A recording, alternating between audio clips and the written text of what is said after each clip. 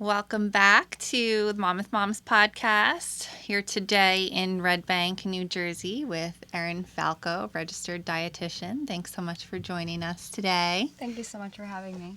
You said it wasn't too far. You were you realized that you could walk right from your No, it was office. like putting it in Waze, and I get in my car, and then I'm like, Broad Street? I'm literally on Broad Street. I'm like, how far is this? I'm like, oh my God, I could have walked here.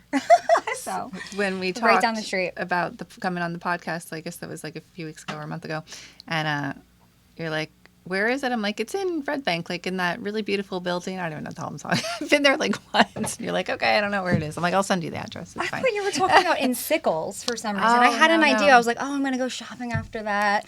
Just Sickles. I don't know why. I was thinking about the top of Sickles, and I thought you were located there. But Oh, yeah. No, but very convenient for you. yeah, so. right down the street. Anyway, thank you for coming. We are in the thick of January, getting into all the resolutions and wellness discussions and all great things happening in the community in Monmouth County. If you haven't already, check out our fitness and wellness guide. We have some great resources in there for any wellness, initiatives or goals that you have for the year. And obviously fitness goes along with the theme for so many, but we'll talk about that in a little bit. I'd love to hear if you have any resolutions. I have made a few. I don't know if I ever really stick to resolutions. I feel like some years I have and some years I haven't, but I'd like to think of it more like as goals. And I think I've definitely always stuck to my business goals for like the new year. Like that's something that primarily like I've always accomplished, but like my personal ones, I feel like it goes either way. Well, you're a mom. It's so hard. Yeah, it is. Our kids always come first, I feel like. So Yes. that self-care piece sometimes just goes right out the window. Yeah, we were talking We about have the this. best intentions. Yeah, on the last podcast about like some weeks it's just like it's great and you're like you just have a rhythm, and then other weeks it's like just complete just mess. It doesn't work. So anyway, so tell me, where are you from? So I grew up in Middletown. Okay. Actually, before that, I lived in Pennsylvania. I was Oh. back and forth. My dad was a horse trainer. My parents actually met at Monmouth Racetrack. Wow. And my mom came from the shores, so we moved back here. So essentially, I grew up here. I moved here when I was 8. So Wow. yep, right over Sunken City, I call it, where Bodmin Park area is, Okay. right over the Red Bank Bridge. Yep. Right in there. That's a beautiful area. Yeah. And you went to South? I went to, actually, even though I was closer to South, the bus route was to North, so Okay. I went there. I feel like it's the same. Like it's the same thing. It's Yeah, like they pretty all, much. yeah. Oh, yeah. When I was growing up, I grew up in Hazlitt, and same thing. I moved here. I was 7, so going into 3rd grade, and and then in high school I worked at Outback Steakhouse. Oh, like yeah. for most of like high school, I worked at like a restaurant before then, but like most of it. So a lot of my friends went to all North and South. It was like all Middletown kids. So I hung out with like a lot of kids from Middletown. So it's a great area to grow up, right? Oh, yeah. So you're a mom. Mm-hmm. Yeah, And- I have an 8-year-old. We have an 8-year-old, my husband and I, yep. And a boy or girl? A boy, Jackson. Aw, Yeah. very cute. Thank you. So you You grew have a up. girl, right? Yeah, 8-year-old girl, and then And a boy, yeah. yeah, and also my stepdaughter who's 16. So Okay. yeah. So you grew up in Middletown and went to school. Did you move away at all? Come back here? So, no, in Middletown, I grew up there. I went to Brookdale first, Okay. actually, and then I went to Montclair University for my undergrad, and then UMD&J. I actually saw one of the speakers that you had last, I think, the dentist, right? She also went to UMD&J. It's Okay. now Rutgers, by the way. Right. But, yeah. Oh, I did that's right. Yeah. Yes, I They did made that change. Yeah. Yes, they made that change. Actually, I graduated with the last class of UMD&J. I see. So I went to school later, actually. I wasn't really ready for school yet. So I started getting more serious about school when I was like 25, actually. I had I went to Brookdale first, but it wasn't really a good fit for me right at that time, and I had a really hard time focusing in school, so I took a break, and I actually went to become a personal trainer, and I was a personal trainer for like 10 years, and I always worked for myself, but I started that way, and then I decided to go back to school for nutrition. So, Wow, that's yeah. interesting. Mm-hmm. So somewhat of a similar story. So I also went to Brookdale. I actually went away to school. I went to East Stroudsburg in Pennsylvania, came home. I actually ended up having my son. And I went to Brookdale for several years, changed my major like I think 3 times. Yeah, sounds about right. Me too. And then at one point I was going to Middlesex County for the dietitian program there. Oh, yeah, I actually taught a few classes there. Oh, that's so funny. And I just remember thinking I couldn't connect the dots. And at the time in my life, like I was a single mom, and I couldn't understand how I was going to make a career out of it, because I knew, like, I looked up a lot of the research and like the dietitians and like what, where they work and stuff like that. And I was like, I don't know, like it wasn't the right path for me, but I've always had a background in hospitality. That was primarily my major in business, and I loved restaurants. So I still ended up selling wine, and I went in that pathway for a long time. But I've always I love food. I think anyone that listens to this podcast, they know by now. Love talking about restaurants, talking about food. I could talk about it all day long. I've more recently gotten into cooking, so I'm so interested to talk to you today about like what you do. But yeah, like I think too, like at that age, and they say a lot of oftentimes with boys this happens, right? That they don't really know, they don't really even like mature until they're 25, and that they really don't even know, like, a lot of the times they change things. But it happens with girls too. Like I was I wouldn't say lost, but I just didn't know like what I didn't have a specific major and like know exactly what I wanted to do at that age. So yeah, it's just interesting that it happens that way. I feel like more and more we're kind of all just trying to figure out. We're going to school a little later. Right. Some people are doing a lot of different things before going to school. They're actually deciding to do more entrepreneurial things, right? And jump into business before even, considering college. Right. I think a lot of the kids now. But as a personal trainer, it sounds like you were always very, disciplined, and, you have to be a self-starter in order to do that and can, keep that client base up, right? So something that you... Yeah, I mean, personal training, I got into it because I wanted to kind of help people understand their bodies and how they move, and to move in a way that feels good. It wasn't for, a lot of people come and think now like they go to see a personal trainer for weight loss, or they come to see a dietitian for weight loss, and that's actually not what I do. And I'm so excited to talk about that today with you guys, to talk about what we actually do as dietitians versus just, the misconception that like you're seeing a dietitian and you're just coming in for, basic nutritional counseling, and I'm just going to go and I'm going to be told what to eat. That's like not it at all. Okay. So I'm really excited to have the platform, honestly, to talk about what it really means in the work that we do, but also just how we can help other people and be more intuitive in their bodies. And so the reason why I went into personal training, though, besides the business aspect, was I always wanted to work for myself, but I really loved the way that movement felt for my body, and it was actually a coping mechanism for me. So it kind of helps, we all need something to help regulate our nervous system, and exercise is a form of that, and so is eating. And that's like another reason why I got into nutrition. So when I was younger, I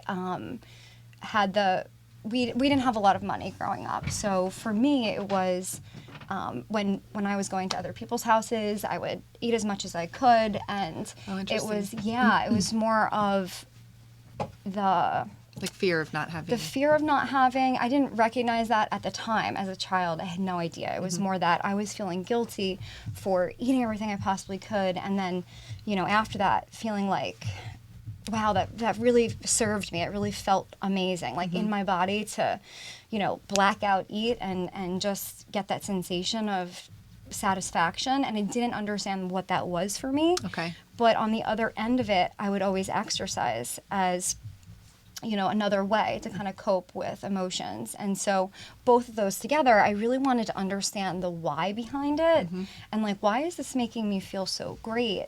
But also, like, I don't want to feel guilty about, using exercise for stress in a negative way, because that's, in our society, we actually praise that, unfortunately. We praise using exercise and restrictive eating, actually, in our society. And we really need to do a better job of helping people feel more like that they're allowed to have coping mechanisms that actually serve us Right. in a way that actually helps us to regulate our nervous system. So it does serve a purpose that's needed. It helps us to relax. It helps us to cope with things that are going on in our lives, and that's something that helped me. Okay.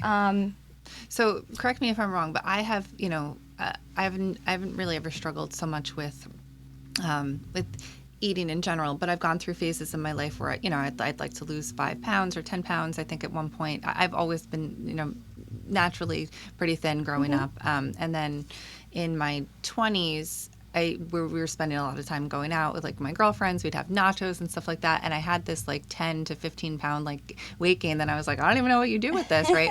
I was not like the most athletic kid. I played field hockey and basketball when I was growing up, but like I was naturally like I was always moving around, and I think I probably just had a higher metabolism. I was tall, so like, it wasn't even a factor. And like the way I ate was probably like so ridiculous. So you kind of like come into this, new like the change in your life, right, where you're like, I don't know like how to get rid of this weight, and I don't want to stop eating the way that I do, but I worked it out like over the years, and I think so much of it is mental, like how you eat, like what you're eating, and like this like constant like what you can eat, what you can't eat, what's bad, what's good, like all of that. And it's you end up overeating because it's like you're like that restrictive mindset, right, rather than just like eating like when you're hungry and eating like for nutrition and stuff like that. So that's what I think it's really fascinating, because so many people probably struggle more with mentally what they're eating versus it's all psychological. I mean,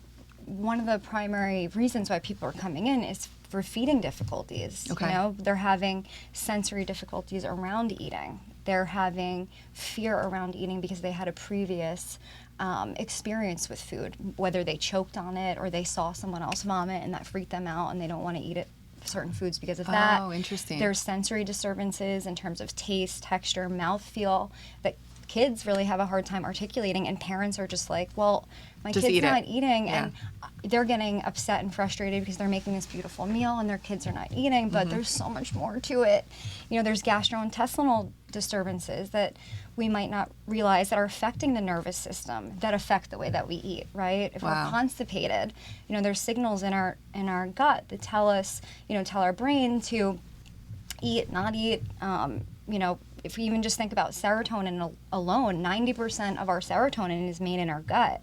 And serotonin makes melatonin. Melatonin helps us to sleep, right? So there's a lot of things that we are learning now that we need to think about. And it's not just about, am I eating this? Am I not eating that? It's so much more complex. It's actually more about what your body's doing with the nutrition and the nutrients that are coming in, rather than this is good and this is bad. And we really need to do a better job of getting away from that and deeming these foods as healthy or not, because it really has to do with the individual and what's best for them. How do you feel? How do you sleep? How do you digest?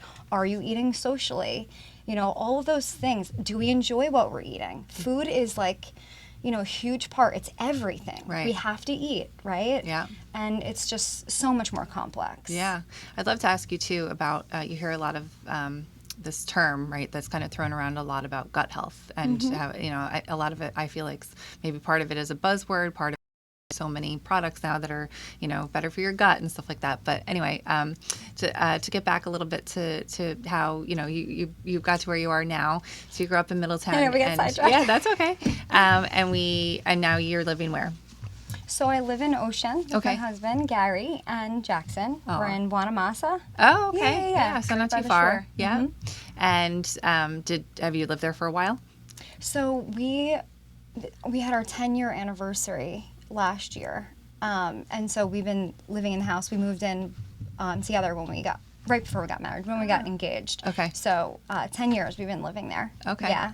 And then how did you make the progression from the what you were doing into what you're doing now? The progression of... you were a registered dietitian, and then you started your own business. Yeah, so I actually, when I got out of my internship, so in the hospital, that's where a lot of our internship is. As a registered dietitian, we do all the rotations, the ICU, the med surge, all of those things, right? Okay. And in school, I was like, I remember this one patient that I had to see, I was recommending a tube feed recommendation for this patient in the hospital. And I spoke to the doctor. He needed to do a resection for this patient. He had to do a surgery. And so, long story short, I was like, well, what happened here? Like, why are we getting to the point where we have to do a resection? Like, what actually happened? And he's like, well, the intestines there's no more blood flow. It's diseased at this point. We have to do the surgery. I'm like, but what happens before that, right? Like, what happened before that? Like, how did we get there? Right. Well, there was an infection or a virus. Well, what happened before that? How did we not know about this infection or virus that came to now have this person have a whole resection for their colon? So I always wanted to know what is the root contributing factor that is happening with, getting to the point where we actually have to acutely take care of something. Sure. So when I was in the hospital, I knew right away, I want to work in private practice. I even knew that beforehand. But one of my clients who is a physician, Dr. Bazarbashi in Middletown Medical Arts Center, he was one of my clients who said, I would like you to work for me right when you get out of school. So instead of like going right into the hospital where a lot of dietitians go, I went right into his practice, and I actually had to learn how to get paid. So one of the things that, he didn't know how to get paid for my services, but or my services as a dietitian and bill for insurance. So I actually had to learn how to figure out how to get paid. That's so interesting. One of the things that I feel really proud of is that I learned all the ins and outs of how a dietitian gets paid through insurance, and then I became the reimbursement rep for all of New Jersey to help dietitians advocate for our services so that our services could be paid for through insurance. So that was a service you were offering other dietitians as well? So I actually did this for free. I volunteered to do this for our board of New Jersey Dietetic Association, and it was a really important thing, but I wanted to learn about it for myself and for my patients to get care that they need and deserve, right? For preventative care. But I also wanted to be able to teach RDs, registered dietitians, and other practitioners how to help have a dietitian in their practice. Yeah, it's a service they're offering, they're billing for, and then you're probably, maybe they thought you would give you a salary, but there was probably more to it than that. Oh my gosh, yeah. Right. And so I did that, and then it wasn't the best fit in terms of like what I wanted to do. I wanted to do more root cause functional medicine, so I actually opened up a private practice in Red Bank. Okay. And then, I literally sent all of my notes. I will never forget this. I started with 2 patients for the very first month I was there. And with those 2 patients, I sent every single chart note to the physicians that those patients were seeing. And that's how I got my name out there. And because these physicians saw that these patients were doing really well, that's how the referrals started coming in. Right. 3 months later, I was working 12-hour days. I saw so many patients that I was like, okay, I'm very busy. This is great. I need help. Wow. So I actually, that's when I started to hire other dietitians, independent contractors in the beginning. But that's kind of how I got my but you could manage business the workload starting. And all of that, right? Exactly. That's how I started. I know that was like a long. And how long ago was that? So that was 8 years ago? Okay. No, I'm sorry. Yeah, 8 years ago. So 8 years ago to now, which, is not a long time, but it is a long time, right? And depending on how you look at it, would you say that medical professionals are starting to take the nutritional assessment of a patient more seriously than they were back then? No. Because no.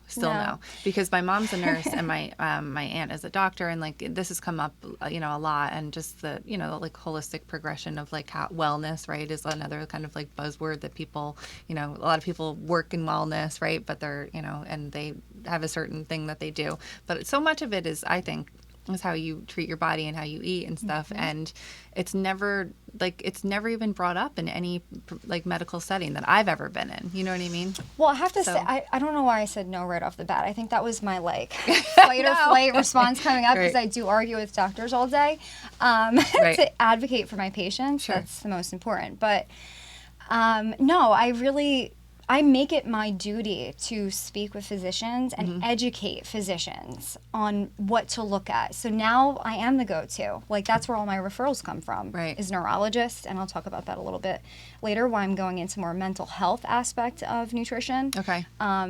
But yeah, we are a great, like, there are a lot of referral sources, but they are starting to get better, more on the functional medicine side of things. But we have to also give our physicians compassion, because they're seeing so many patients all day. And so many symptoms, I literally was talking to a physician the other day, and I called him, and I'm like, a rheumatologist in the area that I work closely with, and I call him, and he's out of breath, and I'm like, what's going on? And he's like, Erin, I saw 60 patients today.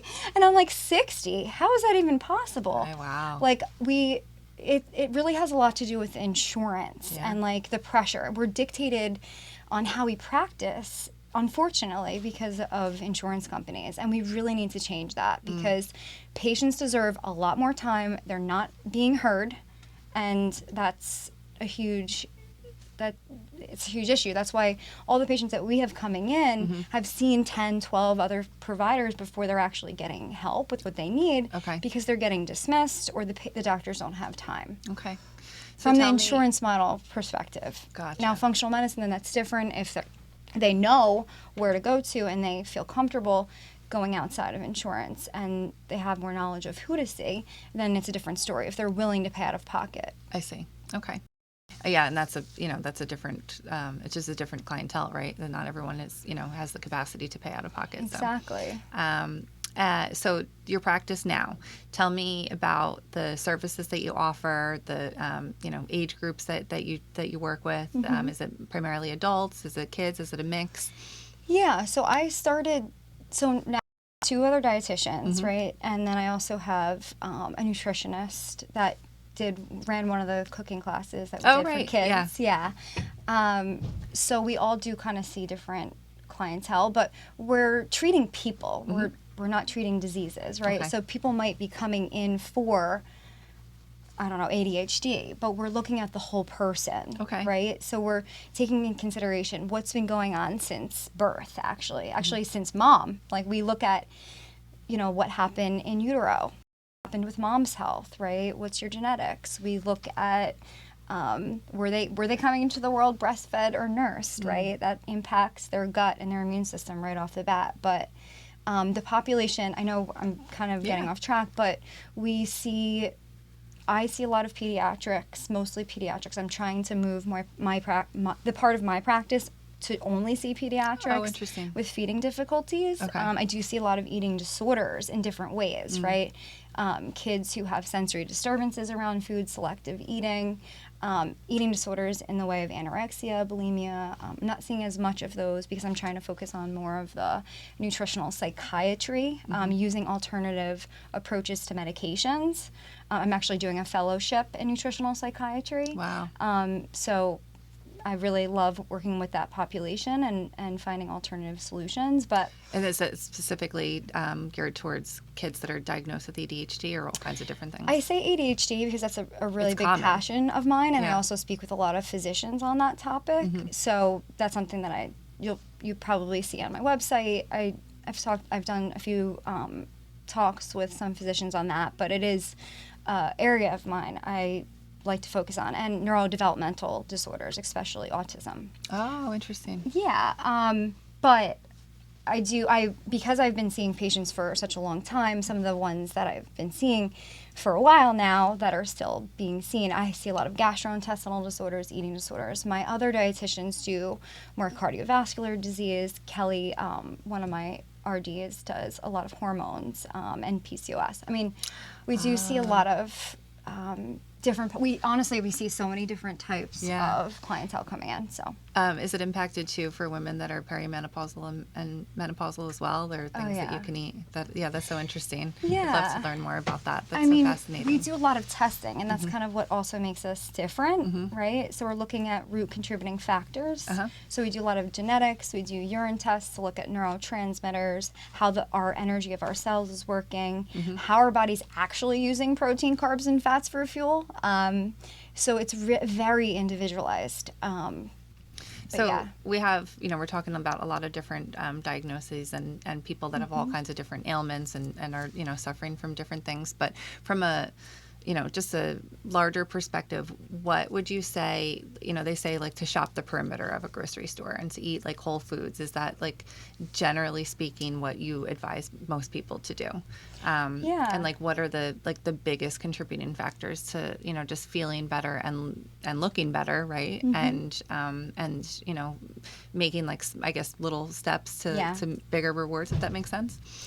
I always like to start with the foundation. Okay. So most of our patients that are coming in are either just not eating enough throughout the day because they're distracted, they're busy, or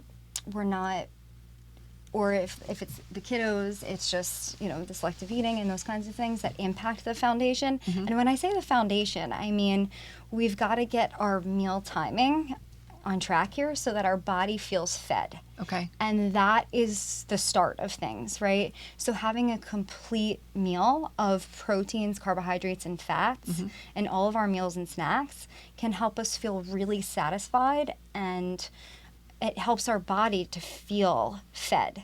So it helps our blood sugar stay stable, right? So that we don't have as many swings through the day, right? Which impact our mood and then also our energy. Right? Okay. But it really does start with, having that combination of foods, but it does start with the beginning of the day and breakfast. Right. Everybody needs breakfast. Yeah. They say that, like the old phrase, like eat like a king for breakfast, a queen for lunch, and like a pauper for dinner or something like that. It's essentially... Well, everybody's body's different. Yeah. Okay. And we really have to remember that. Like, there's so much out there on social media, and people are confused. And it's our job is to educate you on how to be more intuitive with your body and your needs, right? Everyone's so different. Yeah. And then also helping to coach parents on how to, first of all, give compassion to themselves for being so busy and running crazy lives, but just making it a little bit easier and realistic for them to kind of help their kids eat. It makes sense to me when kids are coming home and they're starving and they're standing up and they're eating in the cabinet and parents are like, wait, why are we doing that? Like, we're eating all these chips, and then they're like, don't do that. But at the same time, like, if we don't have balanced meals throughout the day, our body is going to ask us for anything that's not nailed down. Right. And that's a physiological response to get food in. There's nothing, we have a lot of shame and like guilt, and there's a lot of like blame in that area, and we really need to do a better job of taking that away, because at the end of the day, your body is always going to win. It's going to get what it needs. Yeah. And that's where we talk about those cravings for foods, right? Like some days you might be like, I really want something citrusy. Like, that's your body saying, girlfriend, give me some vitamin C, Right. Yeah. So I'm sure you see this a lot, we learn things, from our own childhoods of how to eat, right? And like what to eat and stuff like that. And, some of it's ingrained from what our parents told us to do. So what are some things like, always finish your meal, or when I was growing up, we had like milk with every dinner, which I actually don't do with my kids. And like, for a multitude of different reasons, but, like, what are the biggest things that you see that parents come in and say, well, my parents said if you didn't eat this, like that's how it is, and that's how I do it in my house and stuff like that. And it's probably a big contributing factor to like why we eat the way that we do, or we don't eat the way that we do, right? It's definitely one piece for sure. So do you have any advice, or like do you see, what are some things that like people say, like, that you're like, we really shouldn't be behaving that way? There are a lot of things. Like, we really want to model the behavior of listening to our body and being intuitive, what that means. So when we talk about cleaning the plate, right, then we really lose touch with what the fullness cues are, right? Your child might be really full before they finish the plate, and you're just saying to them, well, eat anyway. So it's really hard for them to actually, as they're growing, understand what those fullness cues are, in the same way that if a child is wanting more food and their parents are saying no, Right. they're hungry, right? Right. That I notice that happens a lot after dinner, where parents struggle with, like, well, my child's still asking for more food and I don't want to give it to them because they're too, it's too late. Well, guess what? My kid, every single time, I know it's a stalling process for him. He's like, I want, whatever. I want an ice pop after dinner. And we give it to him, right? We want to allow him to eat freely and eat things that he enjoys. But right before bedtime, like, it's a stalling process for him. He wants to stay up a little later. So we give foods that are not thrilling, but filling. So it's like, okay, you have the expectation beforehand. Okay, well, here's some of the options. Apple with peanut butter or whatever Banana it or is that something. works for your family, so that they know and they have that expectation that this is what I'm allowed to have. And, we want to really avoid the whole food scarcity thing, because that's another topic that comes up a lot. I see a lot of my kiddos hiding foods. Actually, my son did that when he... this is like going backwards, but when I have celiac disease. So when my son was diagnosed with PANS and PANDAS, totally another whole topic that we can get into or not if we have time. But did it take a long time to diagnose him? I always hear that it's like a nightmare. From so what I've read, anyway. It was really scary, and it's like part of why I am in this. I switched kind of to more nutritional psychiatry, is because I'm looking at infections and viruses as contributing factors to anxiety, ADHD, and all those other kinds of things. Right. So yes, I am. Yes, but going back to when I was doing all this testing for him, I found out that I had celiac disease with no GI symptoms. I had all neurological. Interesting. Anxiety, depression, and I was falling asleep all the time during the day after eating. But I never, in my whole entire life, and I was diagnosed 4 years ago, with celiac disease, didn't have any of those symptoms. So it's possible. But the reason why I'm saying that is because he has the genes for celiac, and when he was diagnosed with PANS PANDAS, specifically Lyme's disease, and streptococcal infections, chronic infections, he has immunodeficiency, so he's always going to be susceptible to catching whatever anybody has, so we have to strengthen his immune system. But one of those things was because he has the genes for celiac, I had to take the gluten out. And so that was a really hard transition. And as a child, not knowing why, I mean, he was 5 years old at the time. It's just like, okay, we're making all these changes, and that's a lot for a kid. And going to kids' birthday parties. Oh my gosh. And all of it. Oh, and that's hard for me. I got to buy a whole pizza. I got to bake a whole cake or a cupcake. Right. But long story short, when going back to the food hiding thing, right, I noticed, so we were saying that he could have these kind bars. Those were appropriate for what his diet was. And one day I came home and I was laughing because I saw these wrappers under the couch, and I was like, oh my gosh, I really need to talk to him because I don't want him to ever feel that he can't have something. Right. And that is the reason why kids hide food, is because they feel that they're being judged for it. They're not allowed to have it for whatever the reason is, right? And when we talk about food scarcity, it's not just not having enough food, right? It's also about not feeling that they're allowed to have something. And guess what? They're going to have it at some point, right? But there's a fine line too, because kids will they'll have ice cream for lunch if that's what you know what I mean. Well, that's where the foundation comes back in again, right? So if they're eating balanced meals and snacks, right, and you allow dessert, then they're not going to be as they're going to listen to their bodies. You'll notice that kids that are competent eaters. When I say competent, I mean they're listening through their fullness cues, and they feel their relationship with food is pretty good, that they will you'll notice that they don't have to eat the whole cookie. Okay. They'll leave things on the plate, right?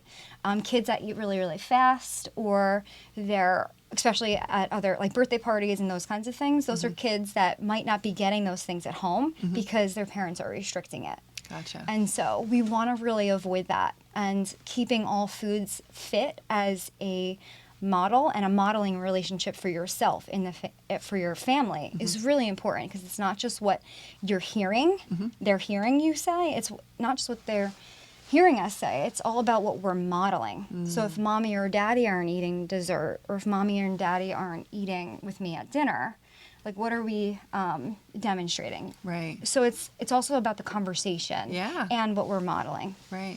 So tell me about picky eaters with little kids. I have 2 picky eaters. My son was the pickiest. I do feel like he probably had some sensory issues going on, and at the time, at least, I wasn't aware of the resources available, and I don't think there were as many resources, when he was 3 years old. This is 15 years ago, that there are now.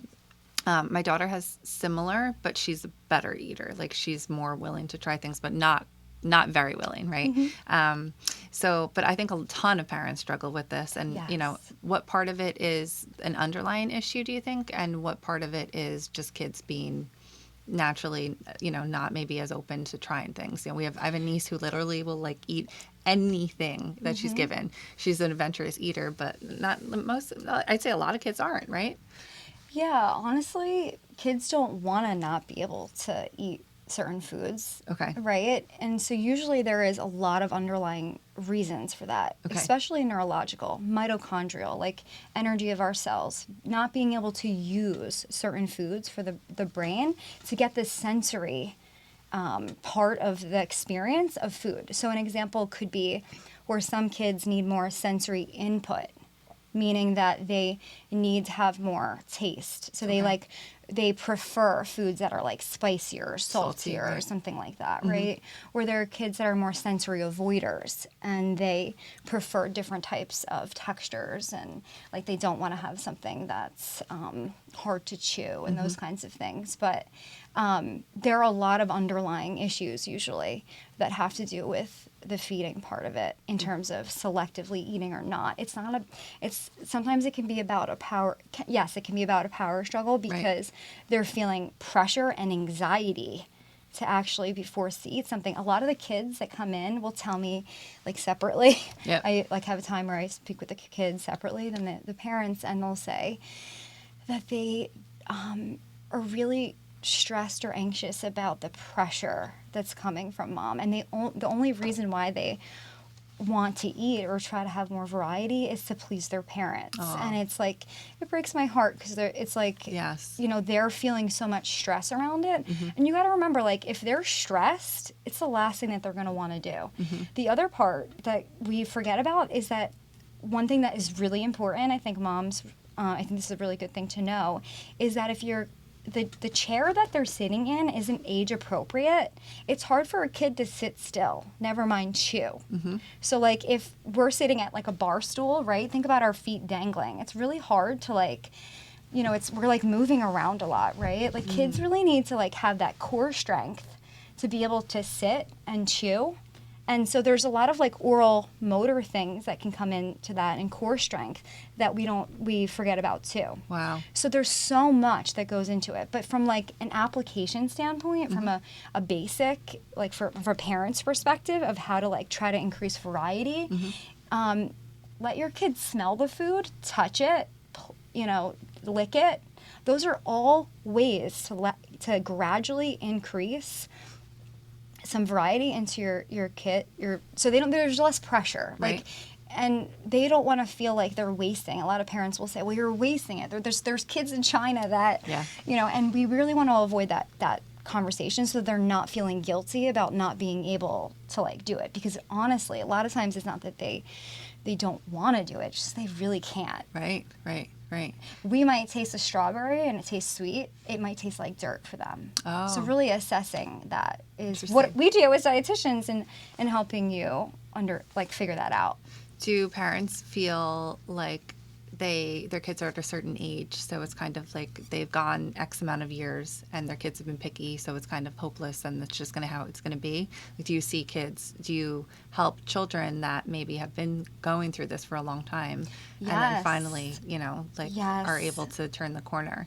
And I think maybe some parents, from my perspective, I feel like, well, he'll just grow out of it or something like that, or else like one day like something will, click and he'll start or she will start, eating more things. I love that you asked that because I have a lot of older kids. Okay. That it's not just about getting the food in. It's the underlying issues, the mitochondrial specifically, and we do a lot of mitochondria testing to understand what the neurotransmitters are doing. Right. Right, the sensory part and how we're getting the signal of what's happening, right? But once we actually work on that, we use micronutrients as an example. Micronutrients are those vitamins and minerals that we get from our fruits and vegetables that we just don't get enough of, right?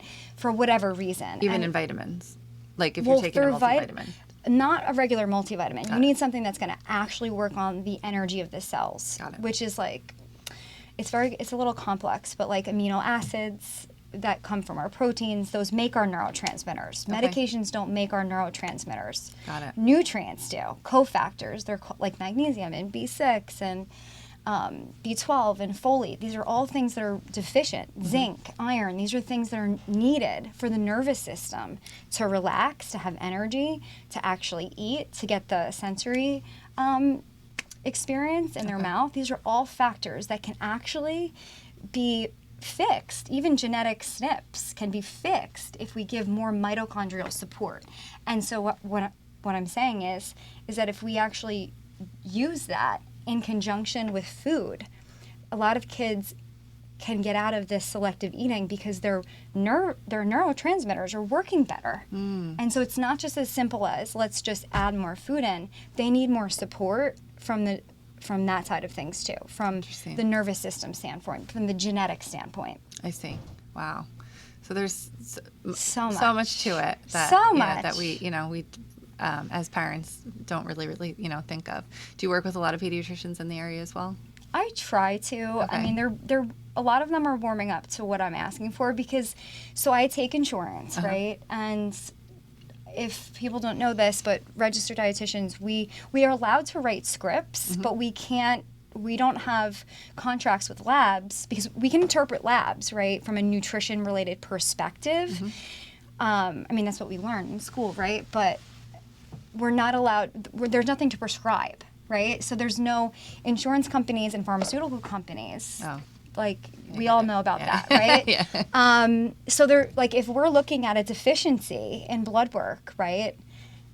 Give example as B vitamins, right? And also, by the way, it's really difficult to see vitamin B deficiencies in blood work because they're stored in your spinal fluid. So when we're actually looking at blood work, it's not always the accurate. Nobody's going to do that, right? Although I do have a patient that has done that, which had encephalitis, which thank God, but we're never going to do that. So when we look at labs, we're looking at them very differently. Okay. We're looking at them from what's the most, we want to have the most, we're looking at them differently. So we're assessing them differently. But the point is that if somebody needs a B vitamin, that's $6. The insurance companies and the labs are not going to get any money from that. So as an RD, right, we can write scripts, but the patients are going to have to pay the labs, right? And so sometimes we don't have the funds to do that, or we don't want to. So we try to work with the physician to help us write those scripts. And a lot of times we get some pushback because I understand it, because if they write it, they have to know how to treat it, right? So it's not me on the line. And you're not an employee of theirs. Exactly. So you're not working with them, right? Exactly. So it's their responsibility. So I totally understand that. But I do have a lot of physicians that will work with me, and I actually do refer a lot to specialists that I work with a lot of physicians that speak nationally. So I refer to them often, and they're like telehealth, and I just feel a lot more confident in the ability to be able to work with them because we're kind of on the same page, right, versus like having to convince a pediatrician to write something so that I can do my job. So it's hard, but You mentioned vitamins, $6 vitamins earlier. Are there, and I know that vitamins, they're specifically regulated in a certain way, or they're not regulated at all. I really don't know. There's filler, vitamins that are better. They have filler in them. Yeah. Are there, where is the best place to get vitamins? Where do you advise your patients to get them? And what companies, Yeah. that always perplexes me. Well, we use pharmaceutical grade. Okay. So we are providers that can, in our practice, we only recommend supplements that they're not right over the counter. The ones that are over the counter, they're not as good quality because they have a lot of additives in it. Right. And things that you don't think about, like different types of oils and dyes and those kinds of things that we don't want to have. We just want to. Right. But it's not even just that. It's about how we're using the vitamin. So you could take a vitamin D, right? It could say 5,000 IUs, but are we actually absorbing it? It has to do a lot with the outside of the capsule. I always recommend liquid when possible because that's better digested, especially if somebody is having issues with that. And I also recommend opening up the capsule and then mixing it. If it's for a kid, you can mix it with juice or something, or aloe or coconut water or something, and then use it in a syringe if you want. I sometimes put them in smoothies for kids, ice pops, all sorts of different creative ways to get it in. So you want to look for pharmaceutical grade then? Pharmaceutical grade, so Full Script is something that we use often, and patients can actually use their health savings accounts for it, which is really nice, from their insurance. So we do write scripts for that. So that's one place to get. But yes, pharmaceutical grade supplements is the way to go to avoid the fillers and things. We could talk for hours and hours about food and just what's out there and what's available to you and what's pushed to you, right? Because there's a lot of noise and there's so much confusion, right? And there's what's good for you, what's bad for you, and the diets and the not diet. I'm a big proponent of not dieting. But, for just your overall well-being, I think, we're always trying to improve ourselves. It's a new year and we're really, we're focused on wellness now. We should always obviously be focused on wellness, but, feeling good mentally is so important. And, that's not something that was we didn't know about that growing up. It was just eat right and, mostly for nutrition, but I didn't really ever think about why. So, just really interesting. So when you are with your family on the weekends, it's, you're incredibly passionate about what you do. And I'm sure that, you're probably working very long hours still. But where do you like to go with your family in Monmouth? We love the beach. Yeah. If we're not home, we're at the beach. Oh, so wow. we do go to What Deal beach? Casino in the summer. But that we're always at the beach. We literally have a 5-minute bike ride. So that's really nice. Yeah.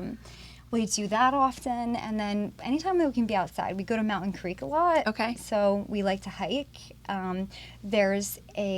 It's called Stairway to Heaven hike. I love it. It's 1 mile, and my son has been doing it since he was 5. And in the beginning, it was really difficult for him, but now he's excited because he can do the whole thing, and he's not exhausted. So it's 1 mile, but I'm assuming, is it pretty steep? It's all the way up. Oh, yes. But it's so beautiful when you get to the top. It's so worth it. And I recommend any, families to do it. It's so fun watching all the dogs and it's near all Mountain the Creek? little kids. Yeah, it's Okay. in Mountain Creek. Got it. Yep, right by Mountain Creek. Do you it's an awesome hike. have any hiking spots that you like around here? I don't. I have to say, I wish I've done more of that.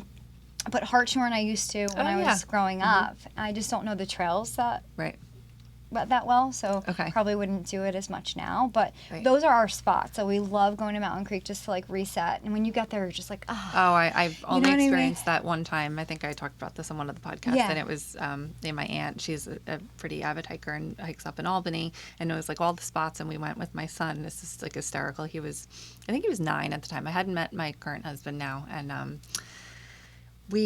she's like, you want to go on a hike? I'm like, okay. So she's like, it's going to be a while though. We'll probably be there for a few hours. And I'm like, okay. I don't know. We had sneakers on, we're just going. It's uphill, my son's like, what? He said to me, I'll never forget it. He goes, do you think the future us will survive this. Oh my gosh, that is so cute. I love that. I was like, I don't know. This is intense. hilarious. But when we did get to the top, it was breathtaking. We had pictures. It was actually like a day, I have to say, that was like, you know, sometimes when you do things and it just changes like how you think, and you always think back to that moment.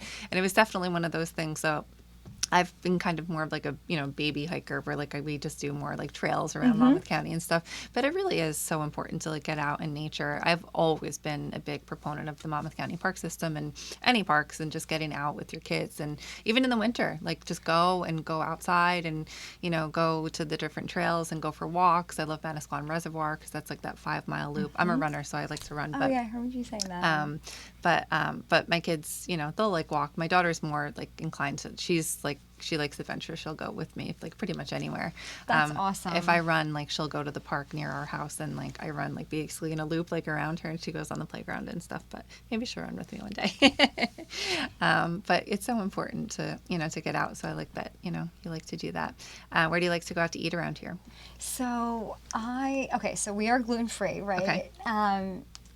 So I was thinking about this before, and I was like, we like to venture out to different types of like Thai and curry and stuff, but I really love this International Bites in Ocean. It's like a spot that has 5 different types of food. So it's like Mexican and Thai, and oh my gosh, I love it. The coconut curry there is just amazing. Wow. But it's like 5 different restaurants, and it's all in one spot. So it's really nice. And then that's like one of my to-goes, like throughout the week. It's like we're reliable. That's we're like, easy. okay, let's like, get tacos. pick something up or... Yes, love it. Ada's is a Dominican Ethiopian place that I absolutely love. That's in Asbury. It's right on Memorial. Okay. One of my favorite places. And Rayla, have you ever been to Rayla in Asbury? Yeah. Rayla's great. And Costera, what is it, Costera Barrio or Barrio Costera? Yeah, Barrio Costera. Okay. I love those places because they're also gluten-free and dairy-free. It's easy for us to make. Have options there. And it's like, you know, very nutrient dense. I think they use a lot of like vegetables, and it tastes great, right? Just the seasonings. I love all the flavor in food. That's like, I love that. Packs a punch. Oh, yeah. Oh, and cave. I wanted to make sure I mentioned that because it's in know Avon. It's amazing. It's a local surfer actually owns the restaurant, but they do meal planning too, like you can take out. So, but they have the best bone broth soup. I love it when I'm like kind of feeling under the weather. Yeah. Yes. And really great short rib tacos, and just like everything they make is just so good. Delish. So one of my favorite places. I don't know if you've heard of it, and now I'm going to forget what it's called. I just started following them on Instagram yesterday. It's a Thai place in Bradley Beach. I should probably just bring it up because I don't want to not bring it up after talking about it. Wait, is it on? It is in Bradley Beach. I'll tell you right now. I just started following them, and now I'm not going to be able to. Wait, where did I start following them? But I was looking at the Instagram, and I can't wait to go. I love Thai, but my family does not, so I only have Thai like when I'm able to. Wait, what do you get from there? What's your fave? I'm like a very like, I don't get it a lot, so I'll just get like pad Thai or just like whatever looks good, spring rolls, stuff like that. But like I like Thai, and I don't get, and now I can't find it. Oh my gosh, I'll bring it up next time. I'll put it in the post when I find the place. Teak does have a really good pad Thai. I don't know if it's still on the menu, but I love like the flavor of the lime and the crunchy peanuts. They just do a really good job. They do. The they sauce, do a good job with everything sauce in there. Yeah. And it's been open forever, so it's like reliable and good. It's like Bistro in Red Bank. I like Bistro. You know what you're getting every time. They also have the best lo mein. I don't know if you like lo mein. Oh, okay. Is that That's not. No, unless it's rice noodles. Sometimes they'll make it with rice noodles. But. Okay. Yeah, that's really good. No, I like sushi too. Go on and on and on. Now it's going to bother me. Let me find this place. So you're in that Wanamasa area. So I have to check that place out. The international food sounds really good. The Ethiopian Dominican place. It's really good. So they have. I don't know if what was that? Along Came Polly. Did you ever see that movie? I did. Where they're eating with their hands and they got this big wrap thing, right? And it's called Bamboo Leaf Thai. Oh yes, I've been there. Okay, in Bradley Beach. I haven't been in a while, but that is a good one. Yeah, I want to try that out. So maybe we'll go. Yeah, I'd love to.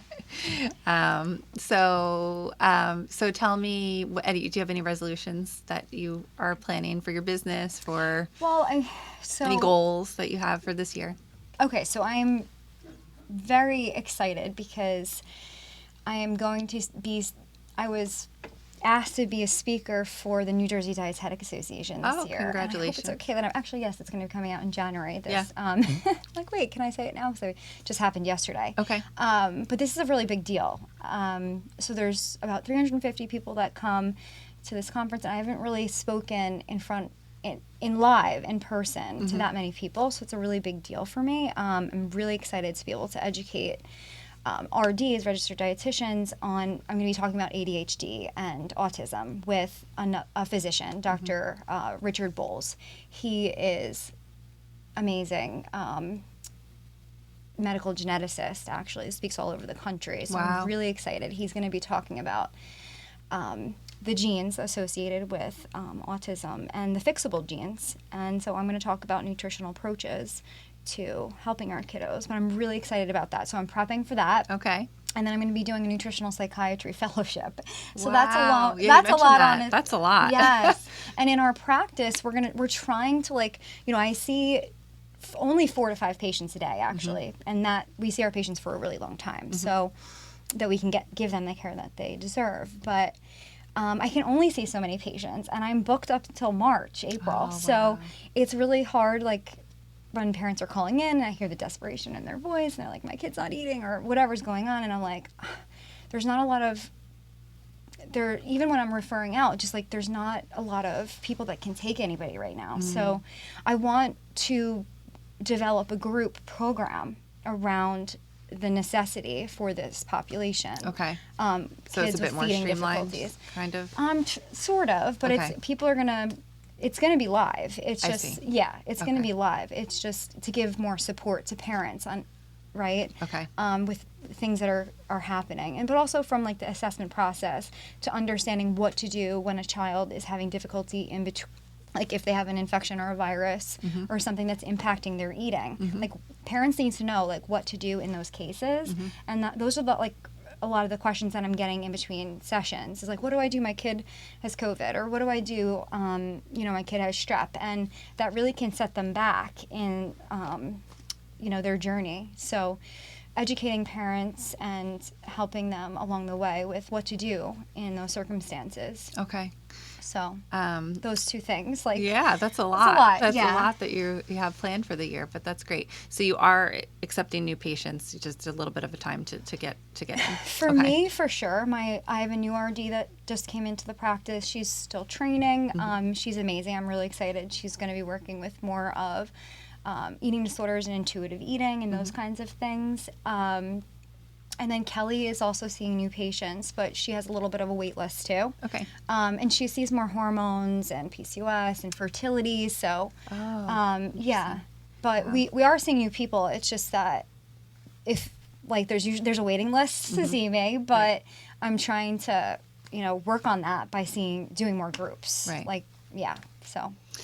Well, I'm sure you're an inspiration to so many, and it sounds like, like you're so passionate about what you do, and Thank really you. just so much knowledge. And, I'm sure I could talk to you all day long about know, questions I that we have about food. But what would you say to young women that are out there right now, perhaps pursuing this, the dietetics, or working in this industry, or maybe even in med school, thinking about something that is surrounding this topic, right? And what would you say to anyone that is interested in doing what you're doing now? Yeah. Well, private practice is a whole nother animal, right? Right. It does take a certain person Yep. to be able to do it. And it takes a lot of dedication and motivation, but we do need to allow patients to have the platform for them to be heard. And we do need to work on alternative approaches for care versus acute care approaches. And so if these people that are wanting to get into this field are pursuing being a dietitian, I highly suggest doing some functional medicine training.